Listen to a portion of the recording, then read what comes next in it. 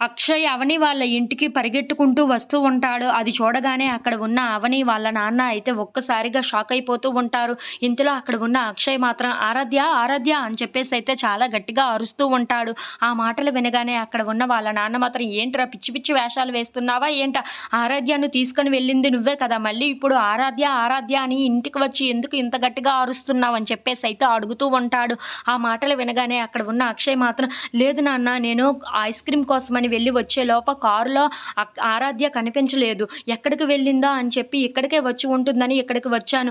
ఆరాధ్య ఇప్పుడు కనిపించటం లేదు" అని చెప్పేసైతే అంటూ ఉంటాడు. ఆ మాటలు వినగానే అక్కడ ఉన్న అవని ఇంట్లో ఉన్న వాళ్ళందరూ అయితే ఒక్కసారిగా షాక్ అయిపోతూ ఉంటారు. ఇంతలో అక్కడ ఉన్న రాజేంద్ర ప్రసాద్ మాత్రం "ఏంట్రా వేషాలు వేస్తున్నావా ఏంటా? ఆరాధ్యను తీసుకొని వెళ్ళింది నువ్వే కదా!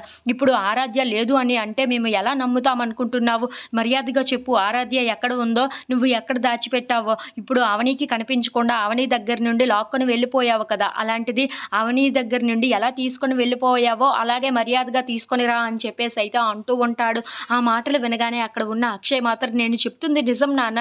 నేను ఐస్ క్రీమ్ తీసుకొని వచ్చేలోపు ఆరాధ్య నా కారులో కనిపించలేదు. కావాలంటే నా కూతురు మీద ఒట్టు నాన్న, నేను నిజం చెప్తున్నాను" అని చెప్పేసైతే అంటూ ఉంటాడు. ఆ మాటలు వినగానే అక్కడ ఉన్న అవని అయితే ఒక్కసారిగా షాక్ అయిపోతూ ఉంటుంది. ఈయన చెప్పింది నిజమే అనిపిస్తుంది. కానీ నా కూతురు ఇప్పుడు ఎక్కడ ఉందో నేను ఖచ్చితంగా తెలుసుకోవాలి. ఇప్పుడు ఆరాధ్యని ఎక్కడ ఉన్నా సరే తీసుకొని రావాలి అని చెప్పేసైతే అక్కడ ఉన్న అక్షయ్‌తో బయలుదేరుతూ ఉంటుంది.